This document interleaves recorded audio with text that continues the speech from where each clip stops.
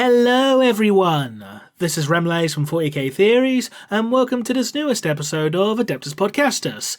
Unfortunately, Tactica Imperialis won't be joining us this episode. They're dealing with some health issues, I'm afraid, but we'll wish them well and hope that things get sorted out soon. In the meantime, I'm not alone, for joining me this week is the other half of 40k Theories, and Mama Homebrew herself, Naerina. Hello everyone. I'm here for your enjoyment, and this is going to get weird, isn't it? Yes, maybe. Who knows? All we got to do is believe, just like we believe in Joe Hendry. Yeah, indeed, we do. A clap for that.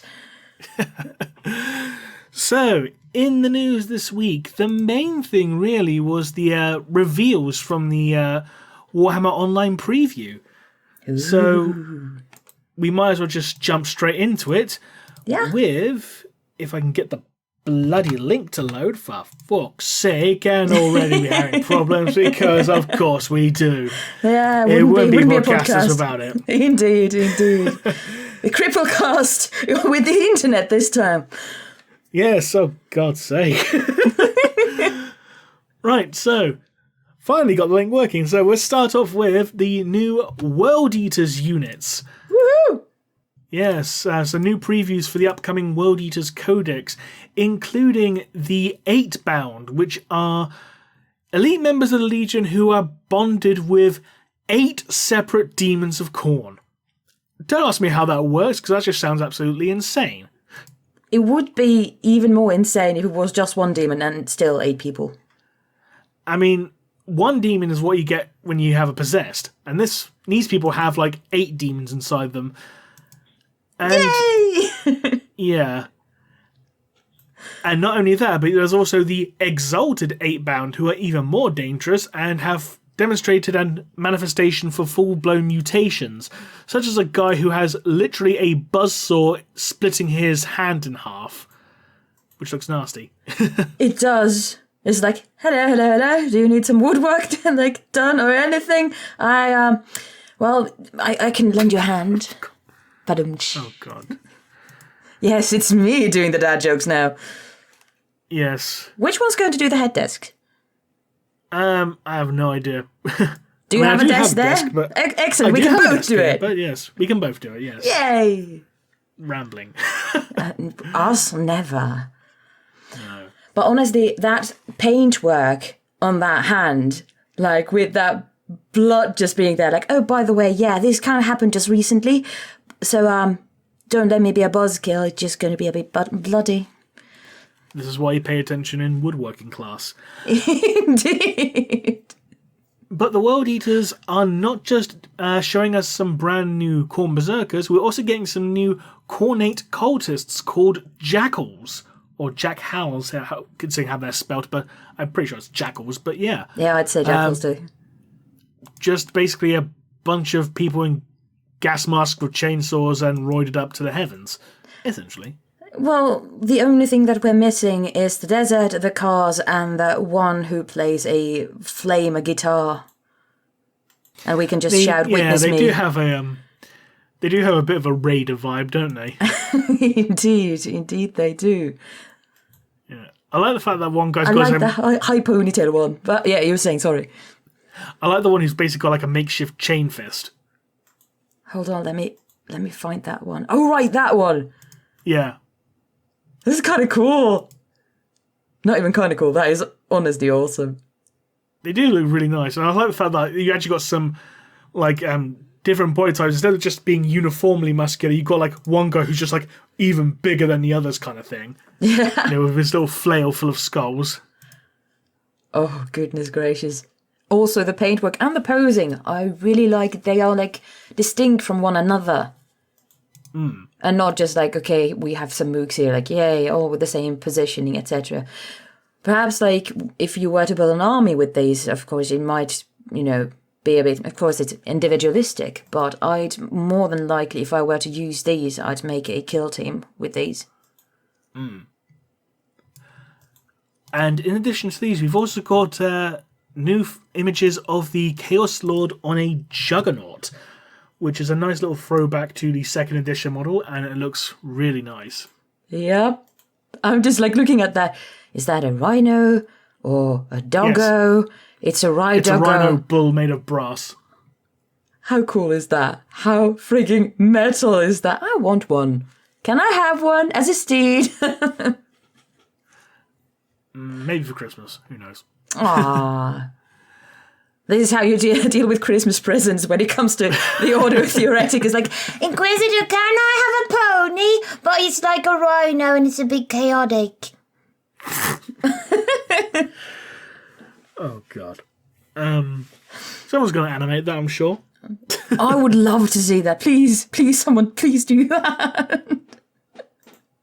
Now, I've seen a few people being a bit upset at the fact that there's no brand new, unique World Eaters Terminators. We just basically got, like, the generic ones painted up as World Eaters. Yeah. So, looks like there may not be any special rules regarding them, unfortunately. No Red Butchers, for instance. Aww. Which is a shame, but... It is. But then again, you can kit bash it, more properly if they just kind of look alike, all of them. True, but I think some people were expecting some kind of special rules and stuff for the Red Butchers. Yeah, absolutely. That would be nice, but a shame. People need to homebrew stuff. True. But I like their tusks. Oh yeah, they do look really cool, yeah. They just remind me of Oliphant, sorry. I'm like, here, I have something to say. You can't go on.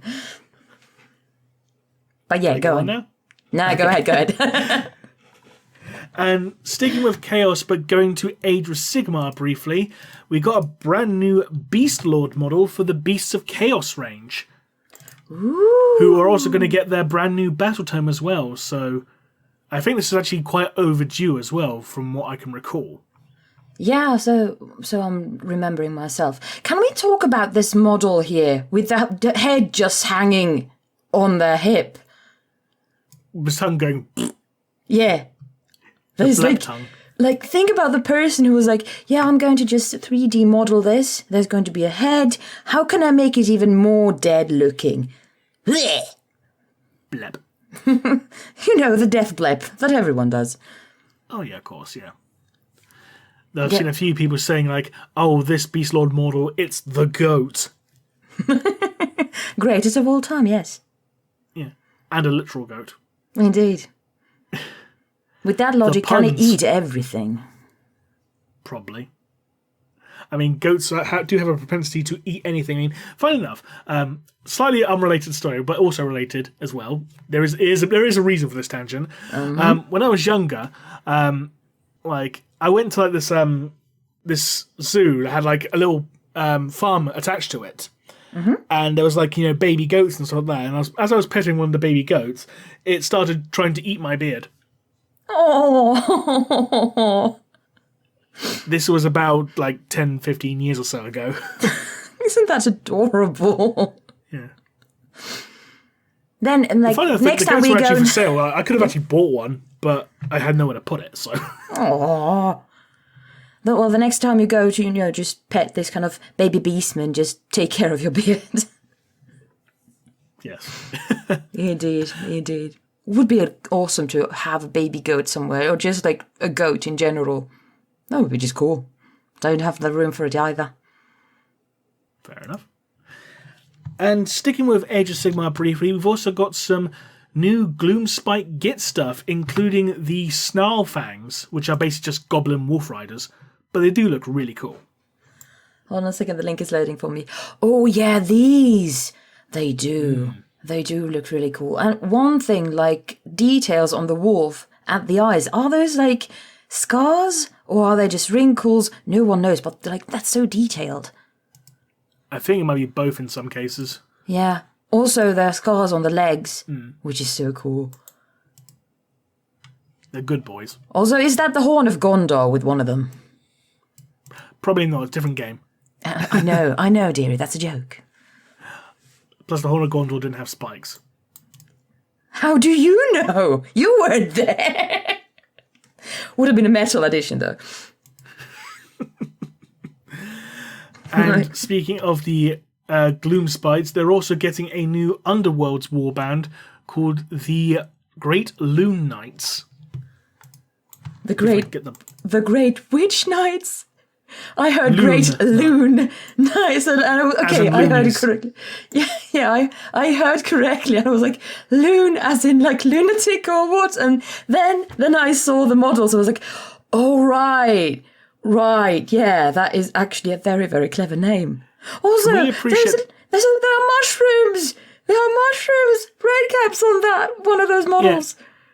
Can we appreciate for that one of those mushrooms is actually a blowpipe? Is? Yep. Oh god, yes. Oh god, a blowpipe mushroom, and let's also appreciate the fact there's also a squig catapult. I mean, why wouldn't you have something like that? And a squig knight with his little lance that's also a hammer. Goodness gracious. With quite possibly the smuggest looking squig ever. Yes. I need to, like, if I were to ever make a Christmas diorama, I would get these and just paint these. Paint these to look like Christmas elves. Merry Christmas going to hit you on the head with a hammer. Bonk. You better watch out. You better watch out. You better watch out. Santa Claus is gunning you down. Indeed. So when is our, upcoming musical? When is it premiering? Well, speaking of music, this was actually something that was we talked about it briefly last episode in regards to the goth rocker. Mm-hmm. He's actually got a music video as well. Really? No way! And it's basically a version of Jingle Bells, but it's called Here We Go. It's like, here we go. Oh, God. Here we go. Oh, God, that's the best thing ever. And there's a poster. There's a music video. There's a full music video, and you can actually go like tour t-shirts and stuff as well. Oh, God, heck yes. Goodness gracious, I love it. I freaking love it. I'm just like watching some clips of the music video. I'm like, yes, please, more of these. And there's a squig running through the words or the lyrics, so you can actually sing with the. Oh God, I love it. I'm just honest, if you knew the words to Jingle Bells, you know how to sing this along. You got the rhythm down. It's fine. Yep. As a person who just today, while I was driving home, who came up with some lyrics to a parody song about at least some of the Chaos Gods to the tune of A Little Priest from Sweeney Todd, I'm wholeheartedly appreciating this. You still need to make some new songs for your channel. I do. Had I the time. I actually am... I have a song in the works. Everyone's loving the song Unholy. I'm going to make a Sister of Battle version of it at some point. I know. Sultry and all that. Going back to the preview briefly, we're going to take a quick diversion to Necromunda as House Cawdor get their, well, I suppose you can call it cavalry, really, with their striders. I think they're called. They're called striders? I've forgotten what they're bloody called. Now they are. Now they are striders. I mean, strider works, doesn't it? Ridgewalkers, that's it. Which are basically like little baby sentinels which are made from crap. Not literal crap, as in scrap. Cute. They are adorable. They are literally just a pair of legs and a saddle. Your Vorax is going to need a baby brother. And it's this. But, just looking at them, just like walking around, like, it just looks like they are just walking around so happily. Not just this kind of predatory kind of walk that some other robotic things do in all kinds of movies. But these kind of little waddle like, yay, we're going on a trip on our favourite piece of shit. I'm just reminded of that elf song in Mr. Bones now. I can't remember how it goes. I just remember the vague tune of it. But have you ever seen the animated series for Starship Troopers? Oh, I haven't, unfortunately. Because there's like a little sentinel type walker in that. And I imagine these things make the same noise when they walk, which is like a full-on wah, wah, wah, wah, as they walk. Would be cool. Would be cool. Please, someone make an animation out of this one too. Should we just call this episode make an animation of the entire bloody show? Yeah, absolutely. Naturally. Like, last time was it like leave a comment below. Now it's going to be animate the show. Hey, we have themes now. We do. And speaking of animation, because this next thing has been teased for a while with various animated vignettes with tarot cards, it is the reveal of the Arcs of Omen books, the first 3 books, in fact, which is a brand new campaign setting. The first book features Abaddon on the cover, the second, Angron, and the third introduces a brand new character called Vashtor. Now, who is Vashtor, you might like? No, yeah, who is Vashtor? Tell us. I'm getting played tongue-tied, don't know why. So who is Vashtor, you may be asking? Well, Vashtor is a brand new chaos entity. He's not a demon prince, but he's like not a god. He's kind of like a weird in-between stage. If I had to guess, he looks like something that was made to guard the Forge of Souls. You know, the thing which is used to make like the soul grinders and stuff like that. Oh yeah, he does. And he looks pretty sick. He does. I think that's my favourite cover of these 3. So yeah, we don't know what the 4th book is going to be yet, but people are saying things. It could be anything from, like, say, you know, Obi-Wan Sherlock Clouseau to just Steve. I would love a book about Steve. Personally, I think it's going to be Joe Hendry. Clap, clap. That's going to be running joke now. It's going to be getting put to the ground as well. Indeed, indeed, of course. We can't just let them assume the gorilla position and just, take it. I mean, it's a heck of a match, Penny, but hey. Indeed, indeed. But yeah, honestly, well, you are the theory guy from us two. What do you think, really, that is going to be the 4th one? What is it going to be? Well, I'm pretty sure it said something like the 4th one's going to be Xenos focused, I think, if I recall correctly. Let me just double check. Can't see. Blah. I can't see. Fucking hell. I'm pretty sure it says somewhere. The 4th book will be a distinctly Xenos affair, however. So, considering these last 3 ones are Chaos, I reckon it might be some tangentially related to Chaos. Like, I don't think it's going to be Orcs. So maybe, I mean, let's be honest, considering, GW's giving a massive push constantly these days, it's probably going to be something to do with Necrons, if I had to guess.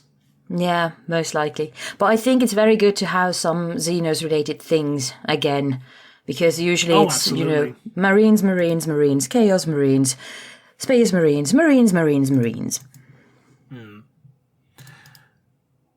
And speaking of Angron, who is the facial cover star of the...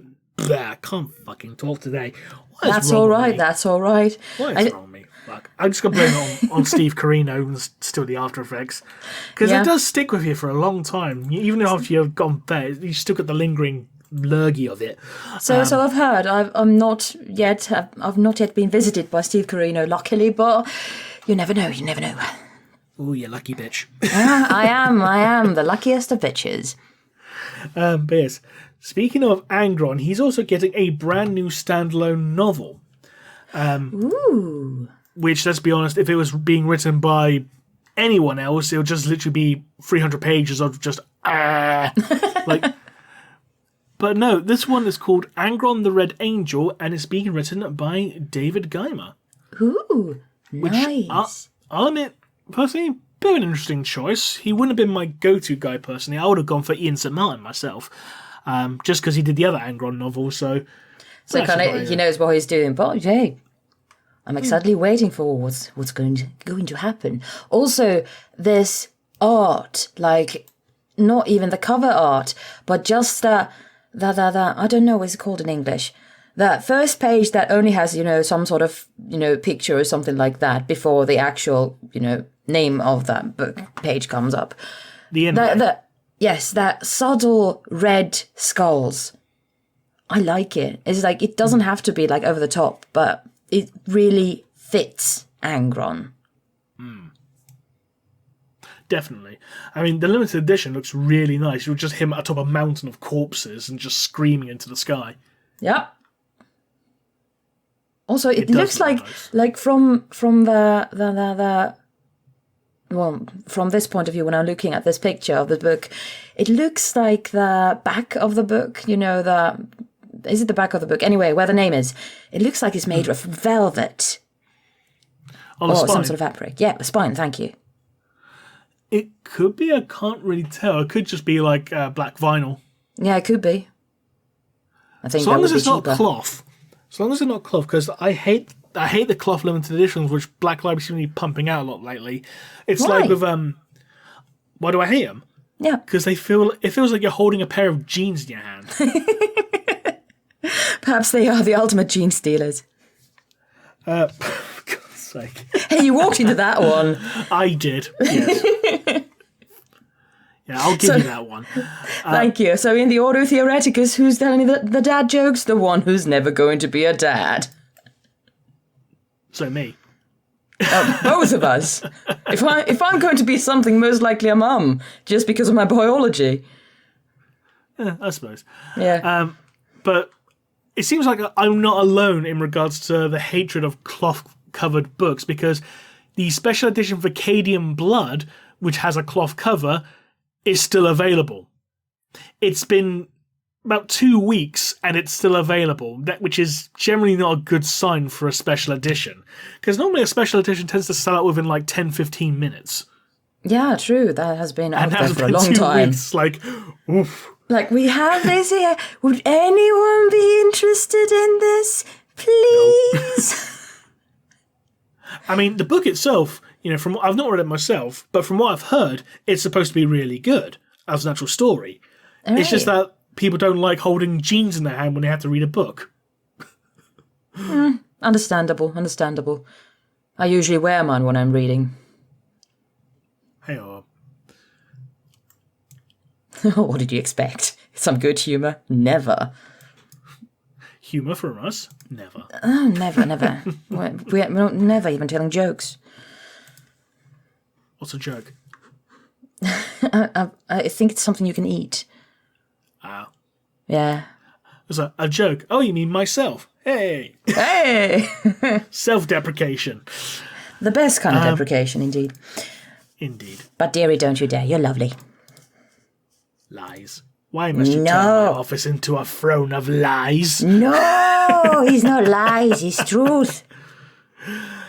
Going back to Necromunda briefly, we've also got a brand new vehicle called the Kronos Pattern Iron Crawler, which is basically like a massive, like, tank-treaded truck thing, and it looks amazing. It does. I was just looking at it like, yeah, that's a tank. Yeah, all right. Yeah, it's a cool and small. And no, that's a person, and that's a very, very small person on that tank. God, goodness, it's huge. It's not even really a tank, because it only really has, like, a pintle-mounted, like, heavy stubber. It's like just a retrofitted, like, construction vehicle. True. Which, let's be honest, it's nice to see some more civilian vehicles for 40k in general, even though it is just Necromunda, but civilian vehicles, it's always nice to see more of them. Yeah, absolutely. And from the point of view of the, Homebrew of the Week series, the more you have models, the more people can write about people, using them, because they have visualization of how things can look like. Absolutely. Or what things can look like. Whatevs. English. Don't know. English. Yeah. Also, can we appreciate that in the what is it called? Of course, yes. Yet again, my English is failing me. There's rust on that model, painted rust, which is like rust and wear and tear effects. Yeah. Yeah. Like, I always appreciated some of my best friends like paint models like way more often than I do, and they just sent me the pictures of it, like, hey, I did this today, and I'm like, dude, the detail and the kind of, it looks like it has been used, for instance, when painting any kind of vehicle. Because if it looks too pristine, it's like, well, we use it for parades and nothing else. Yeah, I mean, you even got like the painted effects of like chipped paint and stuff like that. Yeah. It's just flaking off. So it's always nice when it makes, the models seem like, they're actually being used, like frequent usage and stuff like that. Like, it makes the world feel lived in. Indeed. So the attention to detail with these is just like outstanding. Marvellous. It also reinforces the fact that this isn't just a pristine military vehicle, this is a grimy, industrial, civilian piece of crap, essentially. Yeah, absolutely. And I mean that in the most, like, endearing way possible. Yeah, with the lack of a better term, it looks real. And not just like a, poster picture for, join the troops, Also, could we appreciate the fact it's also got like an oxygen tank on the side with like a danger warning on it? Yeah, like, I presume that has not been painted there by hand. Because if it is painted by hand, that word danger over there, I want to know what kind of a surgeon has painted that, because you have to have the steadiest hands. In fairness, if it's not painted by hand, it could have just been like, a transfer. Yeah, true. But still, very cool. Oh yeah, absolutely. In other news, we've also got some new Horus Heresy upgrade kits, Mark 6 for the Ultramarines. So because they're Ultramarines, it's the most bland and vanilla ship possible. So surprise. Yeah. Though I do like the fact that the bare head for this looks like a very small angry Guilliman. Hold on a sec, I want to see. Oh yes, it does. Cannot unsee. Gillimangry. There you go. Gillimangron. Ah. Oh god. That's another thing people are going to animate. Gillimangron. The angriest version of Gilliman is like, why hasn't the paperwork been filed correctly? What's happened to my bureaucracy? Too little red tape. We're changing the red tape to yellow. Egad. No, blue. There we go. Blue tape. Oh, goodness. But honestly, it's kind of a shame that the Ultramarines now, because they are the poster boys, they suffer from this kind of lack of originality when it comes to the designs. Of course, they get a lot of things, but then it's like, hey, we bring this to the Ultramarines first, and then we give it to the others, and it's going to have to be some standard stuff because, well, it's the standard for everyone. So they don't really get all the kind of special, like, hey, wow, this is fancy. Of course, there's the feathered helmet, but wow, it's like I've never seen that before. Yeah, and that's the unfortunate side effect of being the Codex compliant chapter. Even though there was a weird point at one point, like I think it was like around 5th or 6th edition, where they ended up getting like more exclusive rules and stuff, and were deviating from the Codex more than they were supposed to, or something. Like, it's like that's heresy. You're meant to be the poster boys for Codex compliance, to the point where deviation from the Codex is seen as a death sentence, and you're just deviating from the Codex more than other chapters. What the fuck? That doesn't make sense. It's our Codex now. We can do whatever we want with it. And also, news this week, the beta, I believe, for Darktide has also been released, if people want to go and play that and download it, I think. Ooh, some of my friends were like, yeah, Darktide. And they were like, I have to do teaching work, cannot play. Sorry. I can't play it, period, because my computer won't run it.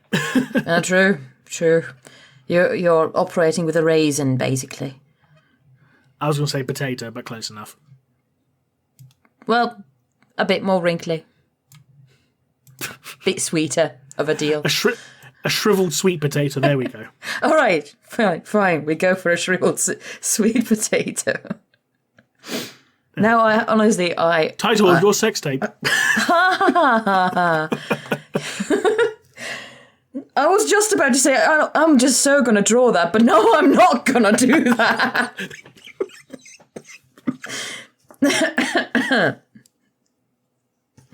Not drawing smut for you, dearie. So I had a bit of a coughing fit, sorry. That's all right. Oh, God. Steve Carino, curse you. And what else came in the news?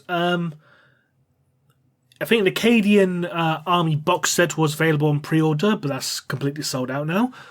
Surprise, surprise. Indeed.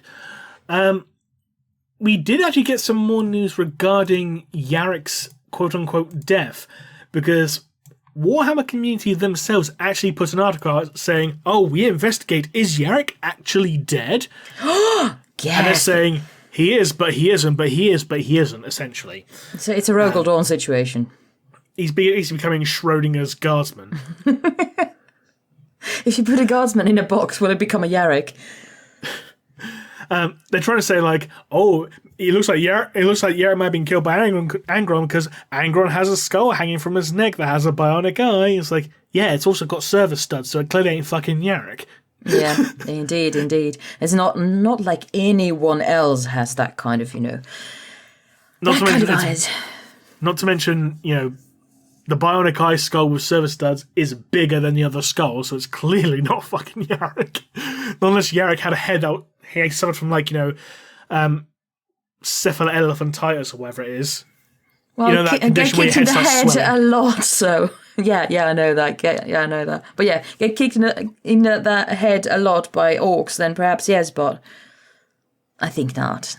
Yeah. But And honestly, plus, the whole... No, go ahead. I was going to say, is Yarrick actually dead? Well, you literally just posted a picture that has his skeleton, so... Yep. It has one hand, the bionic eye is wearing a fucking commissar's cap. You tell me, Warhammer community, is he dead?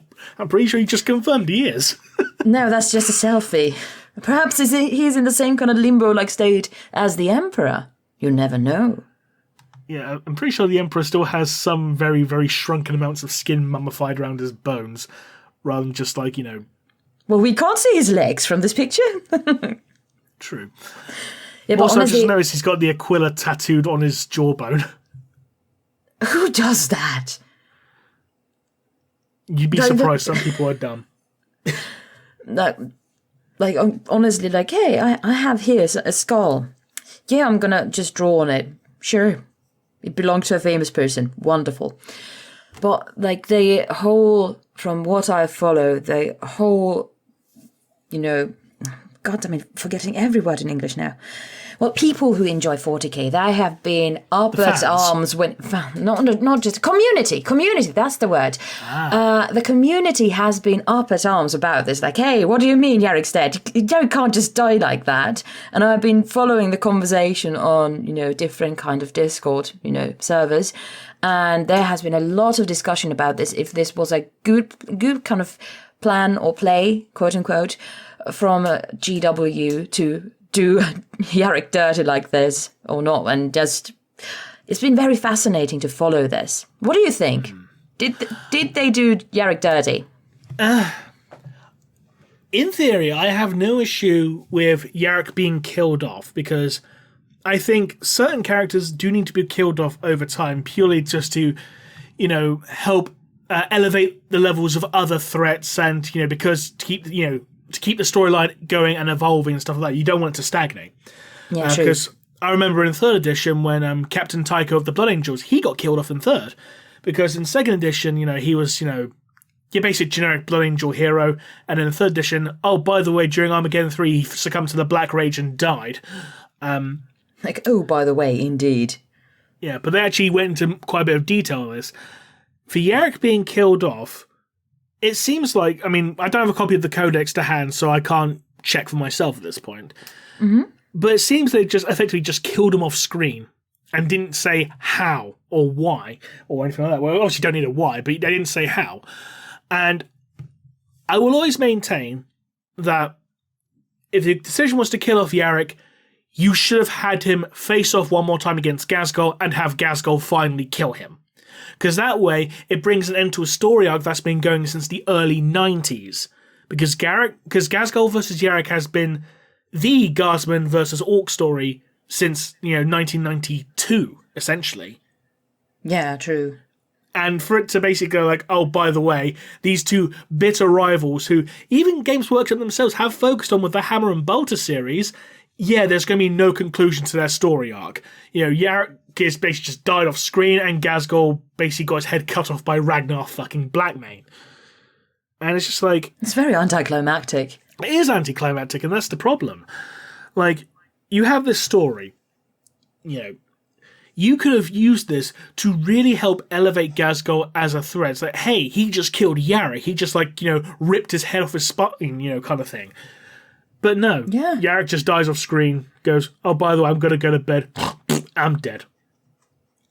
Yeah, that's a shame. Not the way to, kind of not the way to go. For Yarrick, at least.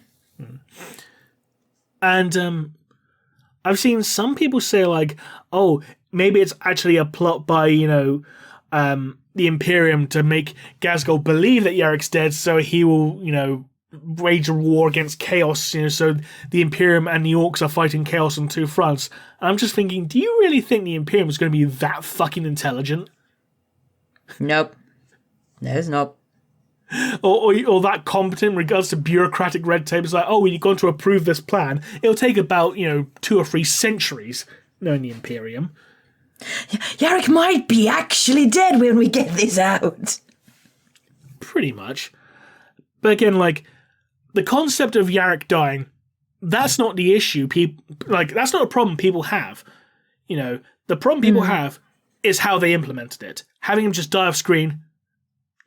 Killing him off screen, that just comes across as an insult to the character. Yeah. Because whether you're an Imperial Guard fan or not, you know, because some people are, some people aren't, understandable. Because some people just find, you know, the Imperial Guard to be, you know, the regular, generic, boring humans of the setting. You know, whether you take that opinion or not, fine, whatever. But I think everyone can agree that Yarrick, as a character, was iconic to 40k. Absolutely. Because there are some characters who are always going to remain iconic, you know, regardless of what faction they're going to be in.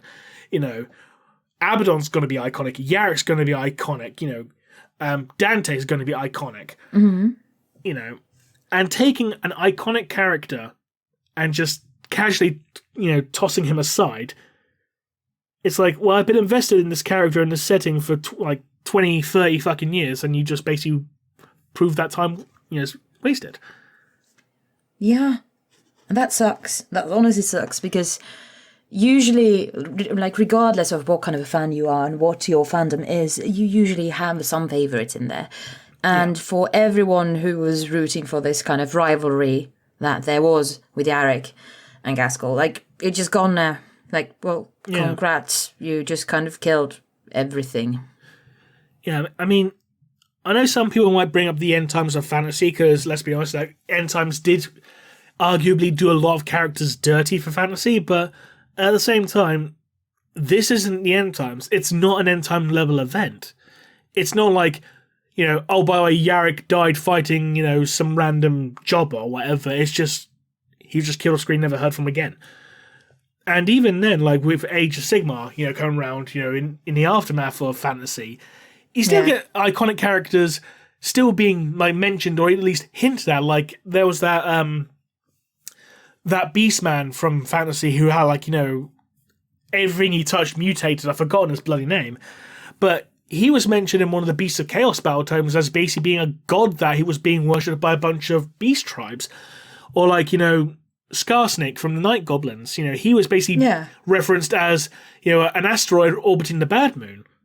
You know, oh, one of the asteroids is, you know, was said to be a warlord who ruled over 8 peaks. You know, it's like, oh, Skarsnik of Carrick 8 peaks. You know. I mean, on one hand, I do appreciate the fact that there's a screenshot from the Codex with, like, you know, the funeral eulogy of Yarrick. So, I appreciate that, but the fact that it doesn't actually say what the fuck actually happened. Like, did he die? Did he get killed by Angron? Did he get killed by, you know, by falling over in the shower and breaking his neck? Did he die in his sleep? You know, did he pull an Elvis? There's going to be a book about it. Did he pull an Elvis and basically eat too many peanut butter and bacon sandwiches and shat himself to death on the toilet? I don't know. You know, did he just die of old age? Who knows? I mean, that's possible because he was described as the old man. Yeah, but absolutely. At the same time, when rejuvenate treatments exist in 40k, and you got characters like, say, you know, Belisarius Core, who's 10,000 fucking years old, and if he was that old, birthday candles. And if he was that old, hey, there's a simple solution. Chuck him in the webway for about 10 minutes. There you go. Yeah. Because that's what happened to Inquisitor Chavak. He was like 800 or whatever, and he was a decrepit old man. He went to the webway. He came out 20 years later, and he was spry as a 30-year-old, even though he was even older. Because the webway has the effect of undoing cellular damage and promoting cellular regeneration. So that's how you save Yarrick. You chuck him in the webway. He doesn't die of old age then. True, very true. Do you think there's going to be a book about it? I hope so. I mean, it would be nice to actually give Yarrick a send-off. Yeah, absolutely. I mean, I've seen some people saying, like, oh, he got killed by Angron on Armageddon. But from what I can recall, like, Yarrick wasn't actually on Armageddon recently. Like, last I heard, when Ghazghkull fucked off, Yarrick and a bunch of Black Templars went after him. And that plot point went absolutely fucking nowhere. Because that ended with Ghazghkull fighting fucking Ragnar. As one does. As one does, apparently. I still find that stupid. I mean, apparently it was supposed to be a reference to like a very old story where Ghazghkull and Ragnar fought, so okay, fair enough. But Ragnar's not the iconic foe for Ghazghkull. You know, Yarrick is. Yeah, true, very true. Yeah, to use a pro wrestling terminology, you know, Ghazghkull Yarrick, that was basically Austin McMahon. Yeah, from back in the day, you know. Yeah. You know, or like, you know, the Mega Powers, Hulk Hogan and Macho Man Randy Savage, you know. Yeah, true. Now that you put it like that, yeah. Or Kenny Omega, Kota Ibushi, you know, that kind of thing. Yeah, indeed, indeed. For our new The best boys. There we go. The best boys. The best boys, yes. Yes. Anyway, that was a bit of a long tangent about Yarrick, wasn't it?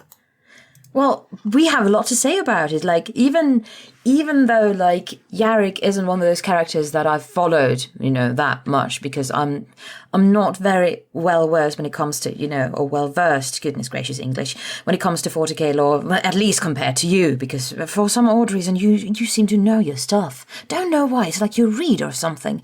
But still, I find this kind of, because it is a universal thing when it comes to literature, this kind of just killing off a character off screen, quote unquote, or when it comes to movies too, it's something that pisses people off. Especially if there is something like a built-in, you know, rivalry or something like that. And then just having a person like, yep, they died. Whoopsie. It's like the equivalent of like, and then it all turned out to be a dream. Yeah. Spoilers for those who haven't watched Dallas. What the hell? Oh God, yeah. Yeah, it's like it's like when you're a little kid and you're in your English class and you have to write a story and you end it with, and then they all went home for dinner, kind of thing. True. Oh God, yeah. And then Yarrick went home for dinner and didn't come back because he was there with the Emperor.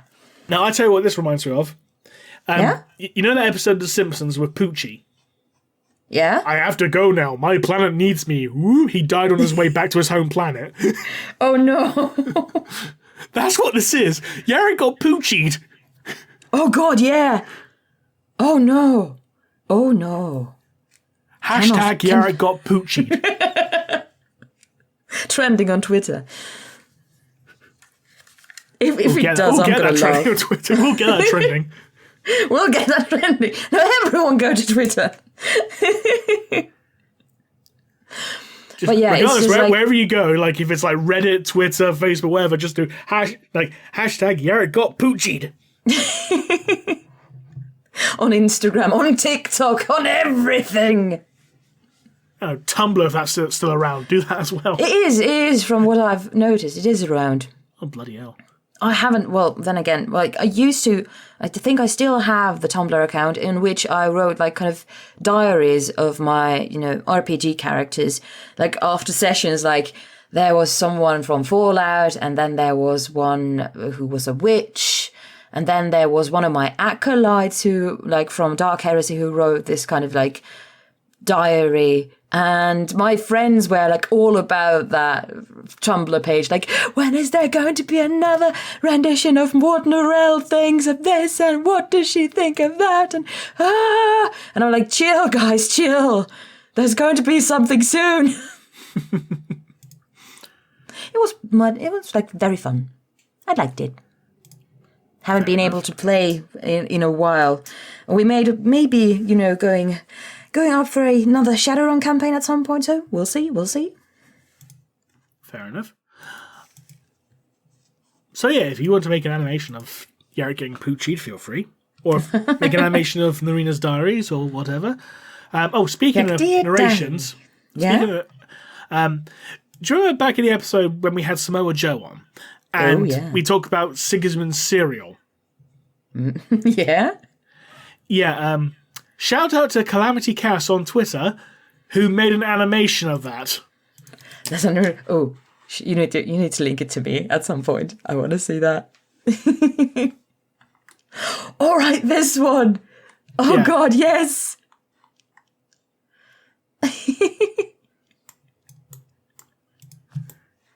Oh, God, it is glorious. Another thing relating to, 40k and, I'm not sure if it's animations, but videos.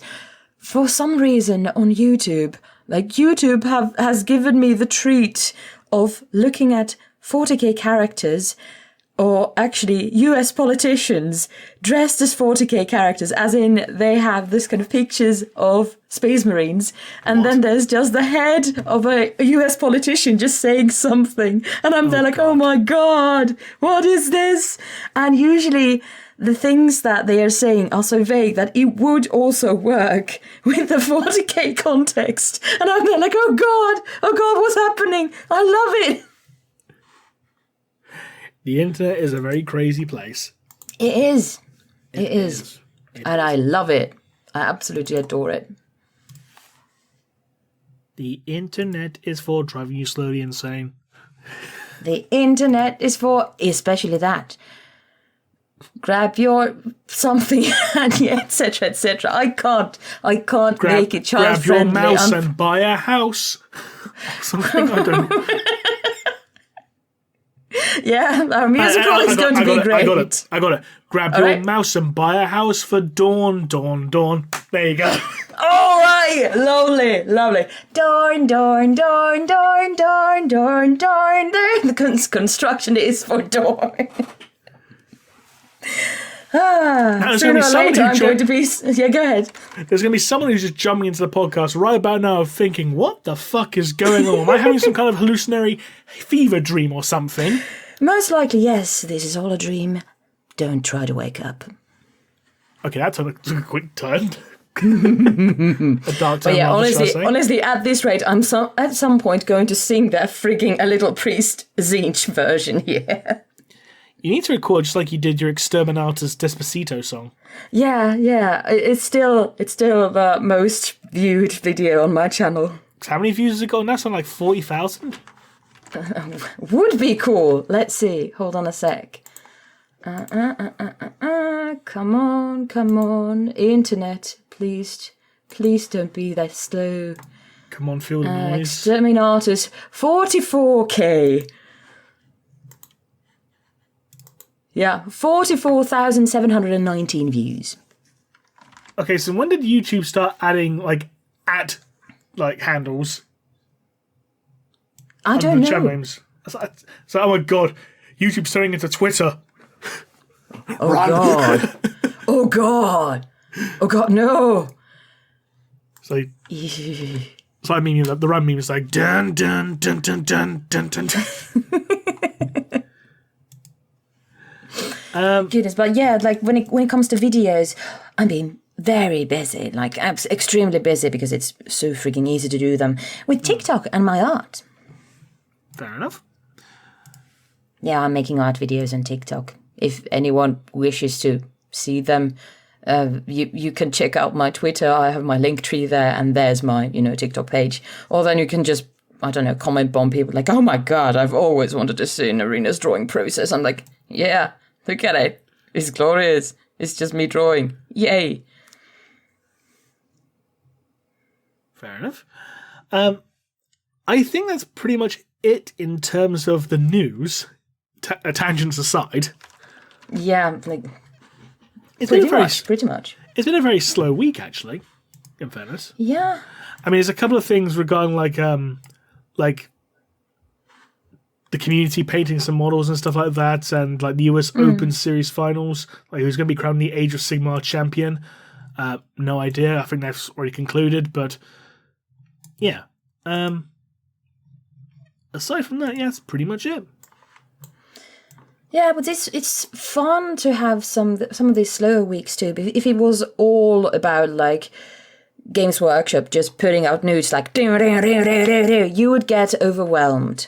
So it's good to have a breather. And for instance, with that Yarrick stuff, it's good to have a breather and have room for discussion. That is true. Yes. I suppose I can talk about what I've been reading. Firstly, have you been reading anything, Naerina? Not 40k related. I've gotten very much into Agatha Christie now. Oh, bloody hell. Hey, those are good books. I was going to say, you're turning into a grandmother. What do you mean turning into a grandmother? I've been reading those books since I was 10. I was born a grandmother. That explains so much of your baking. It does. It does. Perhaps I'm just a Benjamin Button kind of, or type of deal, or ordeal, whatever. I suppose we can call you Granny Arena. Oh, God. Please don't. But I've got to tell you, another tangent. Sorry about this, guys. I actually got, like, when I went to the store, like yesterday, to buy some, like, 2 ciders, I was actually, they asked me for my papers. And I was like, yay, I look young. Oh, your ID? Yeah. Right. So when you said papers, like, yeah, sure, like, here's my passport and here's my... This is my notebook. There are a lot of papers in it. And this is my credit count. Blah, blah, blah. My bank statements. Can't you sell this to me? This is my bank statement. I am really an adult. Not just 3 kids in a trench coat. We've been rumbled. Leg it. Yeah, but still, I was very flattered by it. Fair enough. Can't even remember the last time I was even ID'd for anything. When was the last time you were buying something that you needed to be ID'd for? I honestly can't remember. It's been that bloody long. You have to try. Though I can only imagine, like, if I was, like, they would just, like, take a quick glance at my driving license and go, oh, here you go. It's like, oh, that was quick. Yeah, I saw the 19. Yeah, indeed. We both have that thing going on with us, so that's fun. We're old. Indeed, we are. Someone's going to take that out of context as well. Bloody hell. Of course they do. It's like Neve said at one point when we were just like chatting away. I think we finished each other's like sentences or something like that, and she was like, "You sure? You sure it wasn't you two who got married?" I can assure you, we did not get married, and I can also assure Naerina that it was indeed a fork. If you remember that back in the day. Yeah, true. Goodness gracious. When you're watching that match. Yeah. Oh, just God. seeing your reactions, like, he's going to sit him down, braid his hair. Is that a fork? Yep. It was a fork. And he got stabbed in the face and in the mouth and pulling his cheek apart with the fork. Get that mental image in your mind, yes. He got just forked up. Hey-oh. With not even as a pun, but literally. I will fork you up. Please don't. But yes, as mentioned last episode, I have started reading through Void King, which is the new Rogue Traders novel. I'm about, let's see how far.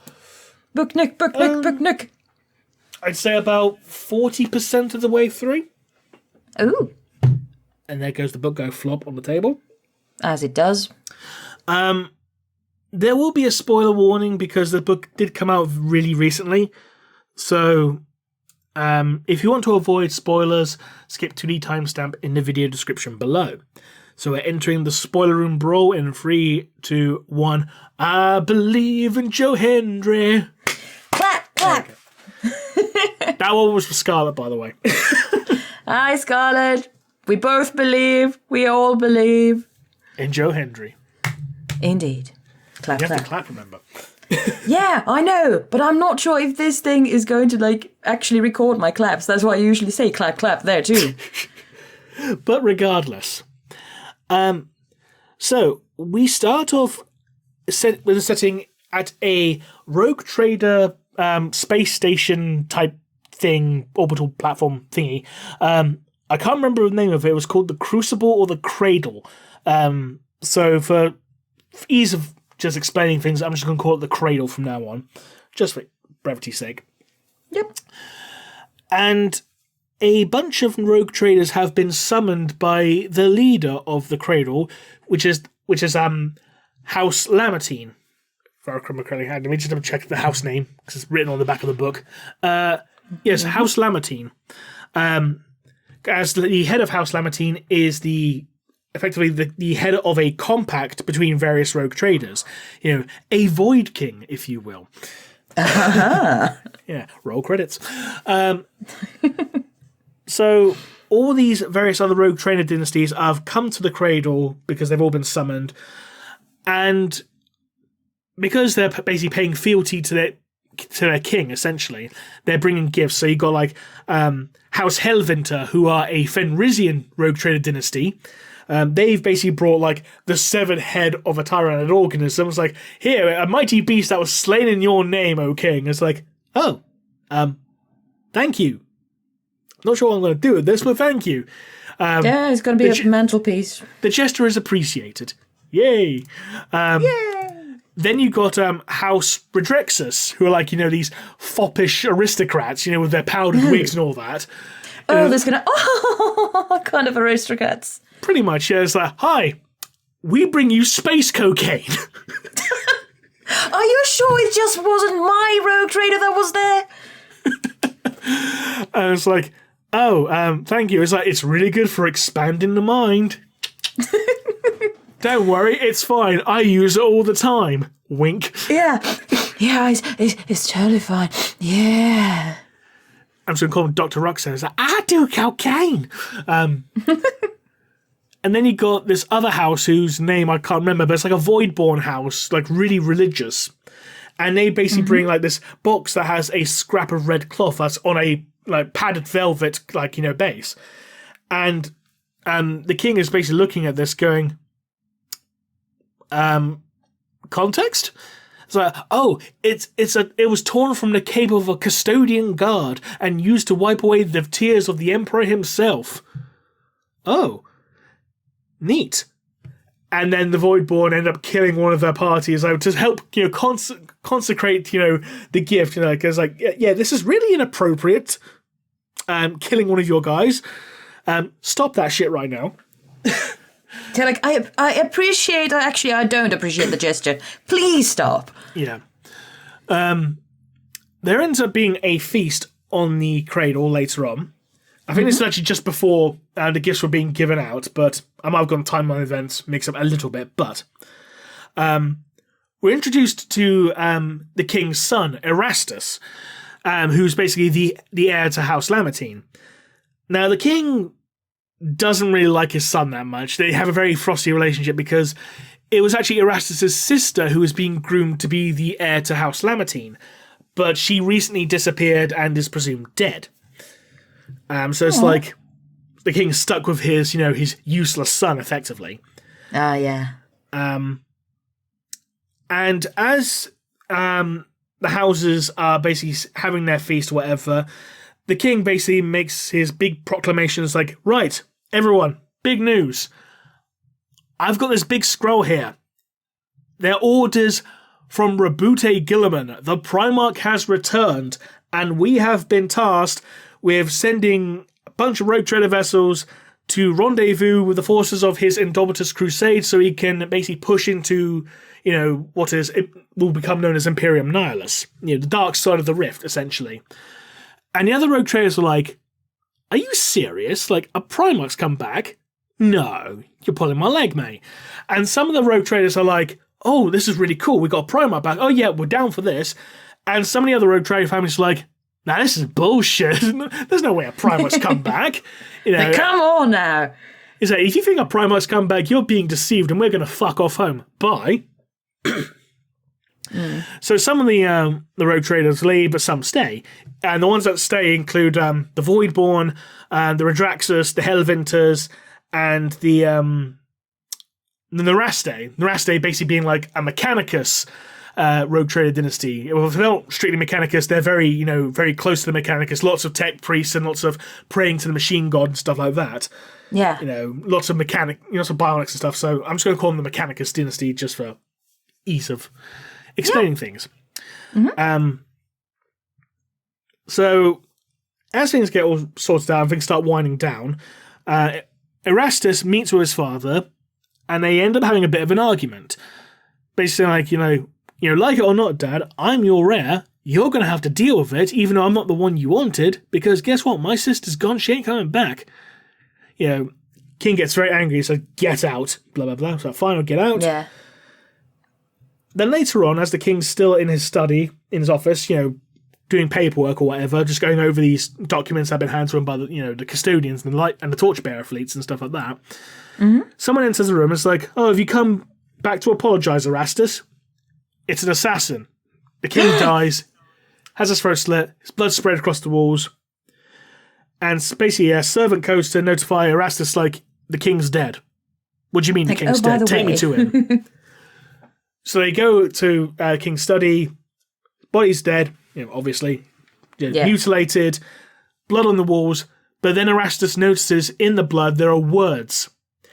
Like religious words. Like the same ones that were being used and uttered by the Voidborn dynasty.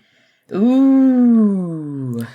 So Erastus basically gathers the other rogue trader dynasty, the heads of the rogue trader houses who are left, and basically accuses the Voidborn of doing this. The Voidborn obviously deny it, but what the Voidborn do, because Erastus was the heir that no one liked, he is untested, he is unproven, they basically put a vote of no confidence into the Lamartine dynasty. And it's like, we want to basically choose a new head of the compact. We'll put it to a vote. Cool. Yeah. I mean, like, and you dare to say to me, like, oh, you with your Christies. I'm like, okay, there's a murder. People are accusing each other. All right. But where's Hercule Poirot? Now, they put it to a vote, and it's a very close vote, but the Hellvinters and the Redraxus, they basically vote for Lamartine. It's like, we respected your father. We're going to give you the benefit of a doubt. We're going to vote for you. So the Lamartines remain head of the compact for now. Mm-hmm. And once that's passed, Erastus basically says to the Voidborn, oh, by the way, I'm kicking you out of the compact. Get the fuck off my space station. And this is outrageous. Very you can't do this. Like, I have a reason to believe that you murdered my dad, so I'm kicking you out. Piss off. He said it in much more graceful terms, I might want to point out. But yeah, but no. For brevity's sake. For brevity's sake, yes. So Erastus and the heads of the other dynasties, the Rasti, Hellvinter, and Redraxus, they all meet together and basically say, right, so how are we going to rendezvous with the Indomitus Crusade? And the head of House Redraxus, I believe it is, a man named Gunther, it could be Gunther, but I'm calling him Gunther because that sounds more foppish. Indeed. So Gunther suggests, what my fucking English today, bloody hell. That's what happens when you're hanging out with a non-native speaker. Yeah. Gunther suggests that they go to this particular world, whose name I can't bloody remember at this point in my head, but they go rendezvous to this particular world and go from there. They will come to the agreement, and they prepare their fleets and set out into the void. Now, as the fleet makes a warp jump, they're travelling through the void, or travelling through the warp, rather. Then all of a sudden, one by one, ships are being forced to drop out due to a catastrophic malfunction. Like engine failure, Gellerfield failure, boom, boom, boom. All the ships are dropping out. Oh dear. All the ships have been forced out of warp space, except for the Narastes. House Narasti has basically sabotaged the other ships and pushed on ahead. Daisy. And they pushed on ahead because they basically come to the realization, if House Naraste meet with Guilliman and say the other dynasties of the Compact are dead, they'll be awarded official control of the cradle by a Primarch, and they won't be able to effectively countermand that. So they need to try and basically find a way to catch up with the Nerasti, but most of their ships are fucked. I think it's only the flagships that are really in any proper working order. Oh, those were sly buggers. So what Gunther suggests is that, well, there's a station nearby. It's fallen under control of some pirates, but they got some ships. Why don't we just go there, beat the shit out of them, and take what they have, and basically nick it and use them? Yeah. Sounds like a plan. Yeah. Katla Helvinter, the head of House Helvinter, she's basically like, are you sure we're going to be able to take them on? Because, we'll have the element of surprise, yeah, but once that's gone, we're going to be fucked. and Gunther's like, no, trust me, I got this plan. I got it sorted, mate. Got it sorted. Yeah, I've been sorting so much cocaine, I can see through time, essentially. Oh, goodness, that is why you never should give the, junkie any kinds of keys to the kingdom, even when it comes to planning. So Gunther is basically like charging his bodyguards, like, right, you're going to take control of my flagship, you're going to draw the bulk of their weapons fire, and meanwhile, while that's happening, the Lamartines and the Helvinters, we're all going to go in on little boarding ships and basically like take them by surprise, while they're distracted.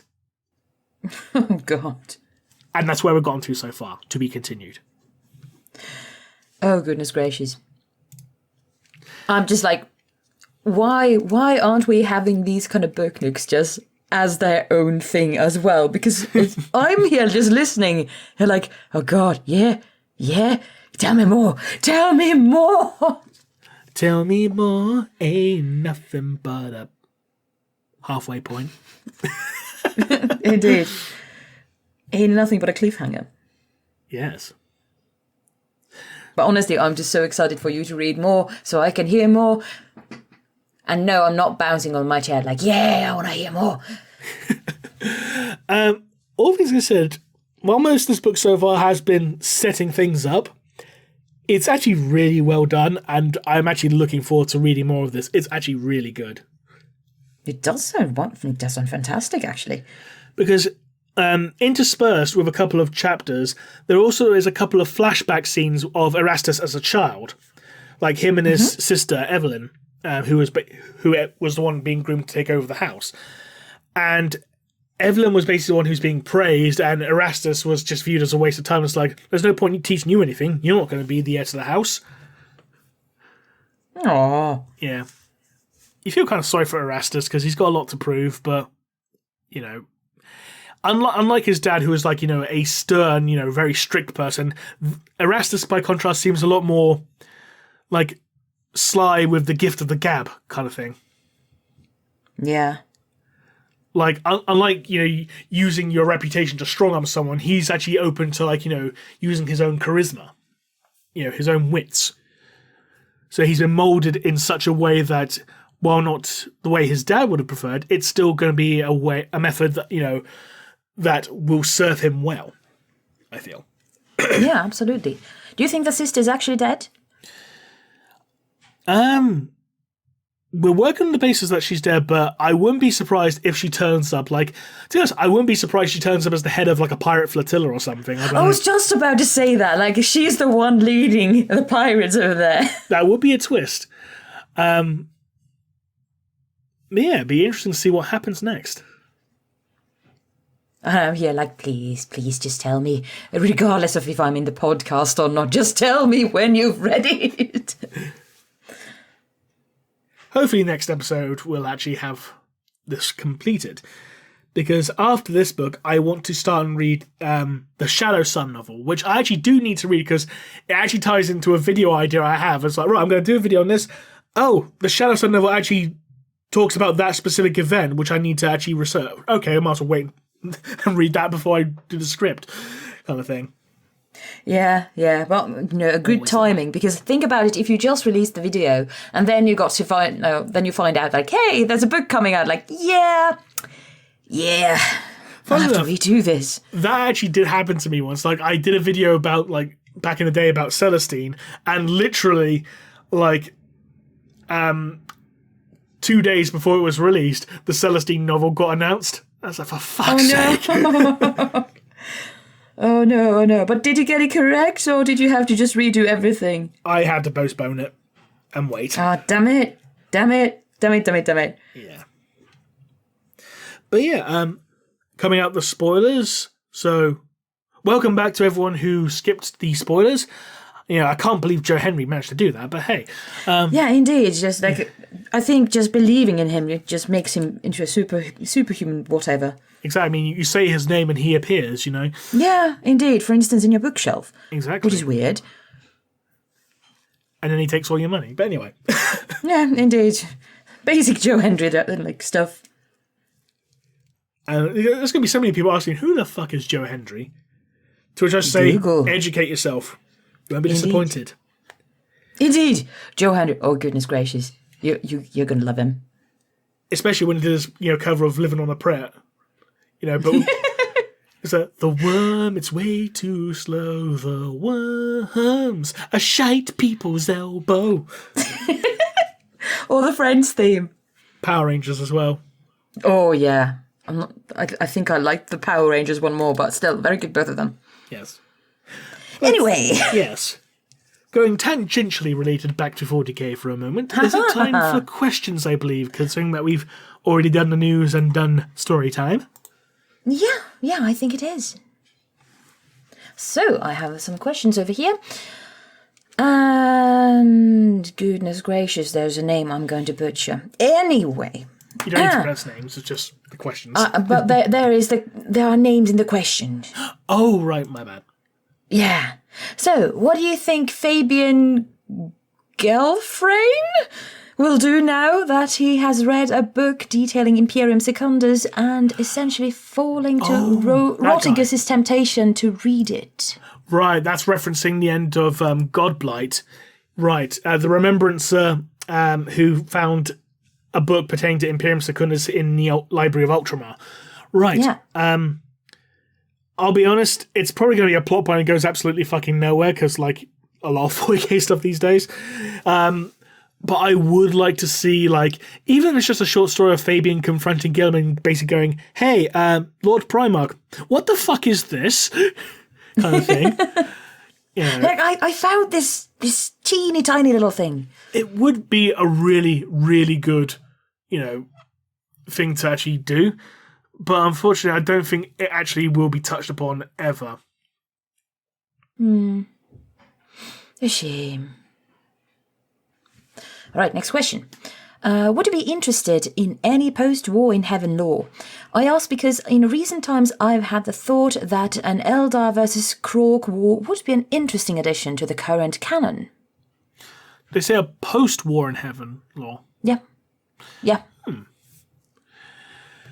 It could be interesting, but at the same time, you worry about, if you delve too much into, events that are left enshrouded in myth and stuff like that, you take away some of their mysticism and appeal. Like, some events I don't want to see touched upon, like, in too much detail. Like, I don't want to see, like, too much of, say, the Unification Wars explored, or the Cybernetic Revolt. I want a good chunk of that to remain a mystery. Yeah, understandably so. Especially the Cybernetic Revolt. Yeah. And I think the War in Heaven itself should remain mostly a mystery, just maybe told in some flashback scenes, like in some Necron stories, for example. Yeah. Because, like, with the Necrons, what you could also do then is, like, you can have some... Because you know how Necron memory engrams tend to degrade over time? Yeah. Especially with their resurrection and stuff like that. You could do something like, I vaguely remember this, and, like, have a bit of a memory, then have, like, some, like, scene missing from the memory archives, and it just plays on, like, oh, okay. I got to here, and I got to here, but I have no idea what happened there because the fucking file's missing. Kind of thing. Like something, Joe Henry. Exactly. Yeah. I agree wholeheartedly, because a little bit of mystery keeps the, intrigue going. Then, when will the Tau encounter a proper custodian force? Will it be a tabletop event / battle book or a proper black library book, proving how outmatched the Tau actually are? I'm not sure if the custodians really have much of a reason to encounter the Tau, considering most of the Tau are in the eastern fringes, aren't they? Yeah. Unless they just happen to walk into the same room with the Emperor. I think it's going to be a very long time before we get a full-blown custodian versus Tau war. I mean, I think the closest you'll probably get is maybe getting one of the Eyes of the Emperor, one of those retired custodians. Yeah. But even then, it's like, I mean, obviously on tabletop, you can just pick a Tau army versus a custodian army whenever you bloody well want. But from a storyline perspective, I think it's going to be quite difficult to actually try, effectively justify why these two should meet. Because, with the Custodians versus Gene Stealer cults, that was justified, with, oh, by the way, there's a couple of Gene Stealer cults on Terror itself. That's your justification for those two fighting. Yeah. Absolutely. Ooh, here's a question especially for you. Considering how right you were with Latara, what other theories were proven as true by now or have been completely undone? Well, one that was proven to be true is ages ago, when I did a video regarding one of the Grey Knight Grandmasters. And the current fan rumour at the time was this Grey Knight Grandmaster founding member was actually Sevatar. But I counterpointed with, no, it's not going to be Sevatar, it's going to be Felzarost, because he was not only, a powerful psyker by being, Night Lord's chief librarian, but he was also a member of the Knights Errant. And the Buried Dagger did prove that Felzarost did become a founding member of the Grey Knights. So it's hey, I got that right. Anything that you just got completely wrong? The one about Gilliman healing and stasis, because that's been debunked by the fact that Belisarius Core and Ivrain just turned off his life support and shoved it in a box. It was basically a box that unfolded around him and put the suit of armor on him. So it's well, that's been debunked because he's alive now. Yeah, true. God damn it, Gilliman, why? But yeah, speaking of Gilliman, how did Gilliman, if he did, overturn the Edict of Nicaea? Or, sorry, Edict at Nicaea, as it's spelled over here. Say that again, sorry. How did Gilliman, if he did, overturn the Edict at Nicaea?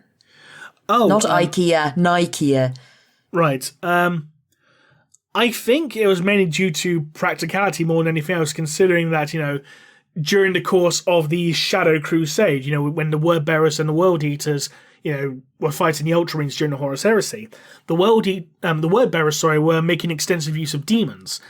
And the only thing that could really effectively take out demons consistently were psychers.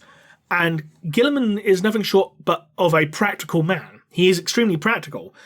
So basically, if he saw the only consistently good weapon against demons are psychers, okay, well, we're going to re-implement the librarians because they only good things against these things. It's just practicality more than anything else. One likes a practical man. Next question. There's a reason why the Ultramarines' battle doctrine was based on theoretical and practical. Theoretical, indeed, we can do this. Practical, we should do this. Sensibility, being sensible about things. Which is a very good... it's a virtue. Which is why Gilliman's so out of place in modern day 40k. Indeed. Goodness gracious. A sensible person there. Never.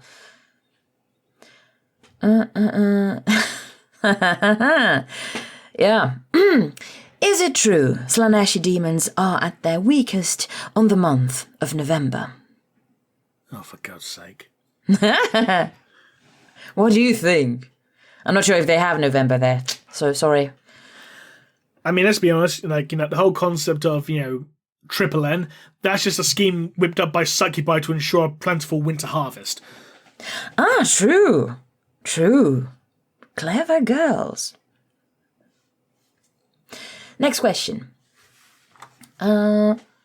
We know that when Gaskell was just a normal orc boy, he got shot in the head and had part of his skull replaced with adamantium. Mm-hmm. What if this adamantium came from a scavenged piece of Terminator armor, specifically the shoulder guard containing the tiny fragment of the Emperor's armor? I'm pretty sure the Gaskell novel actually confirmed that was indeed the case.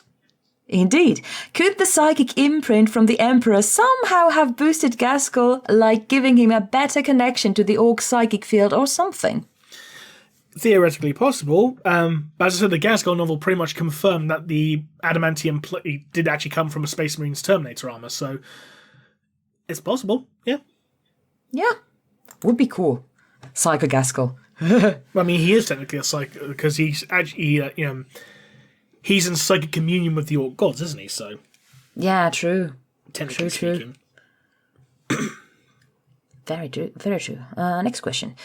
Since apparently the few humans among other Xenos races living within the Tau Empire were able to create the quote-unquote God of the Greater Good in a short time, shouldn't we have a four-armed emperor in the Immaterium, since the gene-stealer cults have been around for a long time and produce a large amount of psychic energy? It seems logical to me that eventually this entity would be manifested in the warp. Correction, it wasn't just the humans in the Tau Empire, it was all the psychic species in the Tau Empire. So things like, humans and Nikasar, Kroot, etc. Every species in the Tau Empire that had some sort of strong psychic connection to the warp itself. It wasn't just humanity. So in regards to the Four-Armed Emperor thing, I think the whole cult of the Four-Armed Emperor is strictly for the cult of the Four-Armed Emperor. Because other Gene Stealer cults believe in different things. Like you got the Rusted Claw, Tainted Cog, whatever they're called, who are more Mechanicus focused.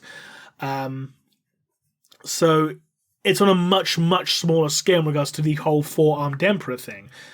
And even then, some of them view the Four-Armed Emperor as literally the Patriarch. So it would just basically help bolster the psychic, capabilities of that one particular Gene Stealer, considering that, the Patriarch is the Gene Stealer who sired the cult.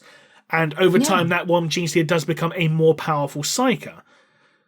So I think it's more due to that. Yeah, fair enough. I hadn't even thought about that myself. I'm like, yeah, now that you mention it, it sounds sensible. Next question. Hypothetically, could Ogryn, Rattlings, etc. be run through Space Marine upgrades? If so, how effective could such things be? I mean, you can't give them Gene Seed, because Gene Seed requires a very, very specific set of genetic parameters, even to the point where a good chunk of regular humans are completely incompatible. And considering that abhumans have such, divergent DNA in comparison to baseline humans, I don't think you'd be able to give them Gene Seed, period. If you want to give them, the non-Gene Seed upgrades, the ones that Corferon and Luther underwent during the Horus Heresy, considering they were both too old to undergo the Gene Seed implantation process, you could theoretically give them, chemical and bionic upgrades, but what you'd get is basically a Rattling the size of a normal person, so basically someone, from Somerset, or and with Ogrins, you just get someone, who's just, a fridge, Goodness gracious, that part from someone from Somerset just got me. Oh, trying to calm down. Because I got a brand new Leon Rush Demolisher, and I'll give you the key. Bum, bum, bum. Yeah, honestly, we just have to make a musical at this point. All the Rattlings going, ooh-ah, ooh-ah, ooh-ah, ooh-ah. Because I got a brand new Lehman Rush, and I'll give you the key. Ba-dum-bum-bum. Oh, isn't that sweet? All right, next question. Funnily enough, the Words was actually played in a club near me recently. Oh, really? Yeah. Aww.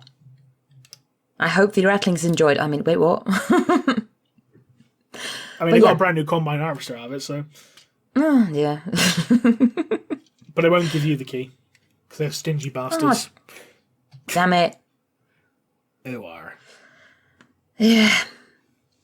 But yeah, could that passage about Fury of Magnus not happening be that it did happen, but Magnus saw it that the Emperor was giving him a shot at redemption that he couldn't take to protect his pride? But Vulcan saw it as it actually happened, where there was no offer at redemption and the fight still happened. Theoretically, I suppose, when you take things like psychic powers and illusions into account, it just makes shit confusing in general. Yeah, true. Shit confusing in 40k? No, never. I know, it's shocking. Yeah, I know. Next question. What would happen if Perturabo was Siege Cadia instead of Abaddon? Yeah, sorry. Hold on a second. What would happen if Perturabo was Siege Cadia instead of Abaddon? How long would Cadia stand? That's how it's written over here. Right, so what would happen if Abaddon besieged Cadia? Yeah. Right. Well, nothing at the moment, considering that Cadia has been destroyed. Oh, wow. Really? Never heard of that. Shocking, isn't it? Yeah. Who would have guessed? The thing is, when Abaddon laid siege to Cadia during the 13th Black Crusade, it wasn't just the Black Legion. It was the Black Legion and a crap ton of other legions basically all joining forces. If it was just Perturabo and just the Iron Warriors, they would have nowhere near the amount of manpower as what Abaddon did. Because, according to one of the Wordbearers novels, the Black Legion is 10 times the size of the Wordbearers Legion. And whoops. And roughly, the rough numbers of the Wordbearers around the time of the Horus Heresy was about 100,000 Marines. 10 times 100,000 is about 1 million. Whether the Black Legion are indeed 1 million strong, that's another point of contention, whatever. But regardless, you got 10 times the size of the Wordbearers Legion alone with the Black Legion, and the Iron Warriors were roughly on par with the Wordbearers. They had slightly more men than the Wordbearers, but they weren't 10 times the size. So even if it was just a Black Legion besieging Cadia, the Black Legion alone had much more manpower than the Iron Warriors could ever hope to field. Yeah. The only difference is that instead of having Abaddon leading the assault, you'd have Perturabo, which would, be a factor in its own right, having a demon Primarch. But then again, you get enough Primaris Psychers to get it all going Kamehameha at him, and it's, bye-bye. Loading for a couple of episodes, though. Yeah. Just get Keith Lee to charge a Spirit Bomb. There you go. Don't you forget about Keith. Anyway. Indeed. And, last question. And it's from me to you, because there are no more questions over here. How are you? I'm ill. Oh, wow. I know. Shocking. You never. Who would have thought? Health issues? Indeed. Jesus fucking Christ. Or cheesy crazy, as some would say. Well, I've actually, myself, I've joined the Cripple cast in the fact that, I was visiting my parents, and I went to the, city centre by bus, and there was some snow, and of course in the bus it had turned into water, and I slipped, and I fell, and now my shoulder hurts. Oh, so, snow. Yay! That's snow joke. Oh, God. Oh, God, that was actually worse than I thought that we would come up with it. Ah, this just hurts. Consider that an honorary head desk. Hold on. I'm going to try it. You guys ready? Excellent. Ow. I didn't hit my head properly on the table. I hit the edge. Oh. It's not even a sharp one, but it's a bit sharper. So, there you go, Neve. There's a head desk. Cripplecast continues. You head desk so hard you split your skull open. Yeah, not gonna do that. Not gonna try again before the next time I'm invited here. No. Yeah. Because that's just silly. Indeed. That would very much be. And I'm definitely not going to practice head desks. Indeed. Yeah, but those were the questions. Yes. Yay. So, I think that brings us to the end of this episode. It's a bit of a short one this week, so we apologise. Yeah, only 1.5 hours. Yeah. Oh, only. Only. Only they're just listening to us ramble like, what the hell, just get on with it. This would have been 15 minutes of, perfectly condensed information, but they have to keep talking of other things. But anyway, thank you very much to everyone who joined in for this episode, or tuned in rather. I can't use the fucking words correctly. That's all right, neither can I. A good 15 minutes of this podcast is just me using the wrong fucking words and stammering and stuttering and just going... Well, what do you think I'm doing here? I think the running time is that long because we're always just constantly searching for the right words. Exactly. But anyway, thank you very much to Naerina for joining me for this episode. My pleasure, dearie, my pleasure. And until next time, this has been Remleiz from 40k Theories. And this has been Naerina from 40k Theories. And we'll see you again next time. Bye-bye.